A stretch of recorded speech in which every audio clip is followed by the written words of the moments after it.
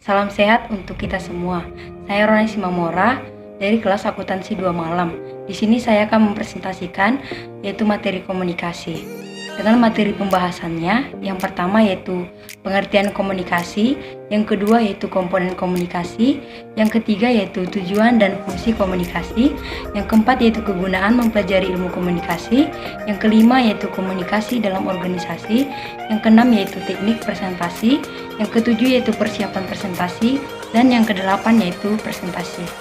Baiklah, kita masuk ke dalam materi yang pertama yaitu pengertian komunikasi.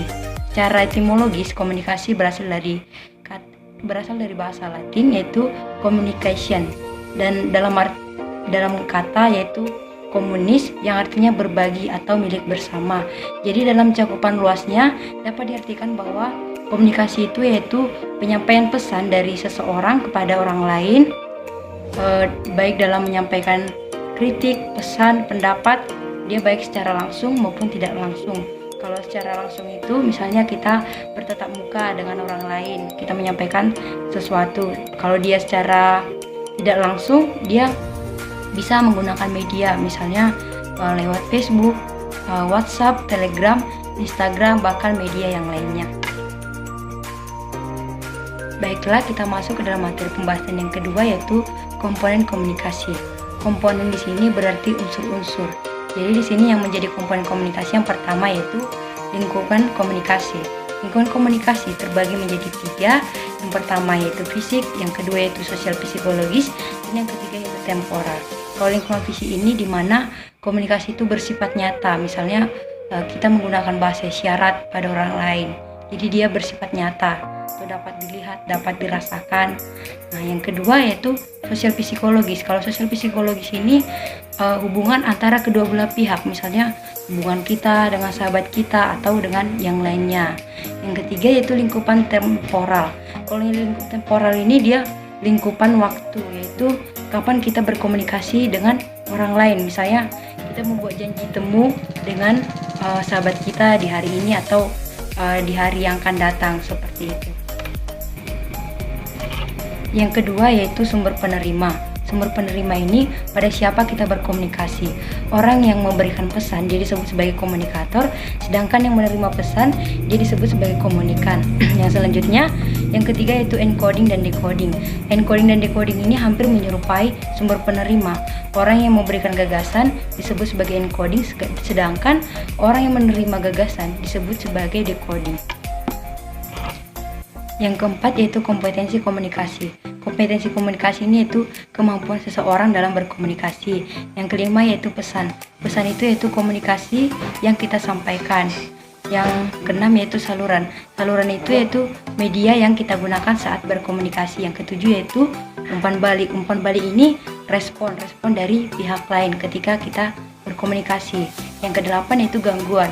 Kalau gangguan ini misalnya ketika kita ingin berkomunikasi dengan orang lain sementara orang lain itu berbeda bahasa dengan kita, tentunya kan terhalang untuk kita bisa berkomunikasi, ya seperti itu. Selanjutnya yaitu tujuan komunikasi. Yang pertama yaitu agar menjadi tahu dan memberitahukan. Misalnya nih ada pengumuman atau hal penting yang tidak kita ketahui, maka tujuan komunikasi ini yaitu agar kita menjadi tahu. Yang kedua yaitu menilai masukan. Misalnya orang lain memberikan saran kepada kita, mungkin kita melakukan kesalahan, maka kita jadi tahu cara memperbaikinya, begitu. Yang selanjutnya ketiga yaitu mengarahkan dan diarahkan. Misalnya ini seperti seorang manajer yang mengarahkan bawahannya agar mampu bekerja dengan baik. Selanjutnya yaitu mempengaruhi dan dipengaruhi. Misalnya seseorang yang memberikan motivasi kepada orang lain, maka dengan sendirinya orang tersebut akan terpengaruh untuk dia bisa berubah, begitu. Yang selanjutnya itu mengandung beberapa fungsi insidental. Salah satu tujuan dari komunikasi itu sendiri yaitu agar tercapainya tujuan, begitu. Yang selanjutnya yaitu kegunaan mempelajari komunikasi. Yang pertama yaitu karena komunikasi adalah fundamental. Fundamental di sini berarti berperan penting dalam kehidupan kita.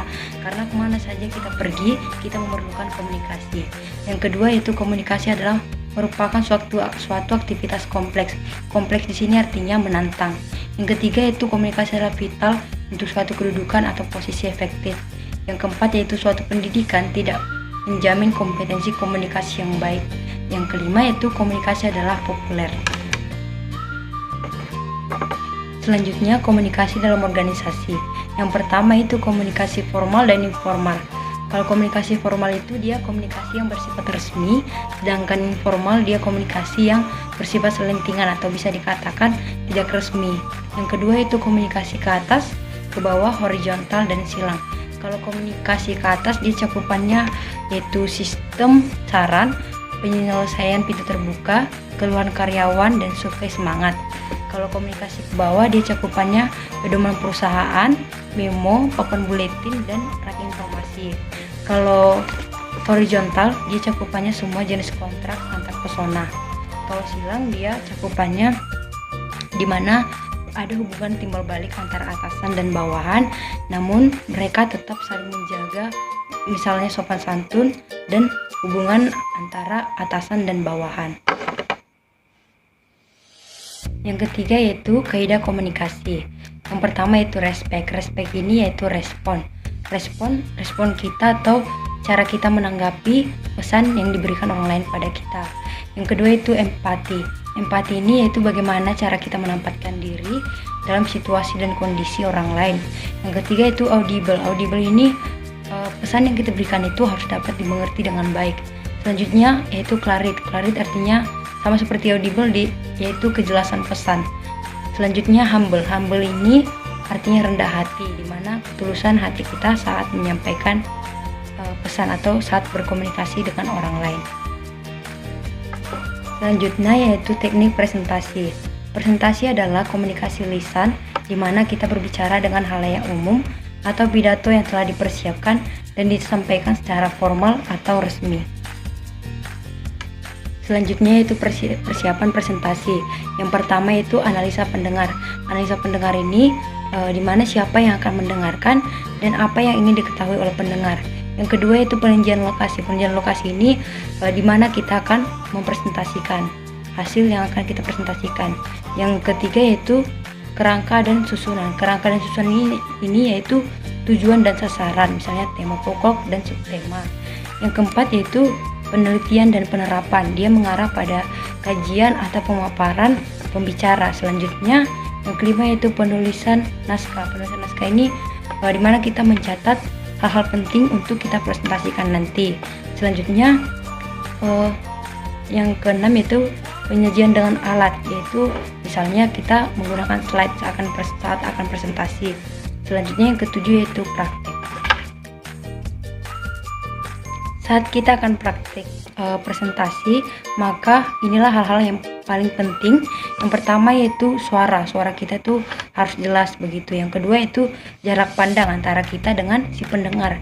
Yang ketiga yaitu perilaku yang baik tentunya. Yang keempat itu menjadi diri sendiri. Yang kelima yaitu percaya diri. Dan yang terakhir yaitu presentasi. Dalam presentasi inilah kita menyampaikan apa yang telah kita kaji kepada pendengar. Demikianlah hasil presentasi saya. Saya mohon maaf apabila ada kesalahan dan semoga bermanfaat bagi kita semua. Terima kasih. Dadah.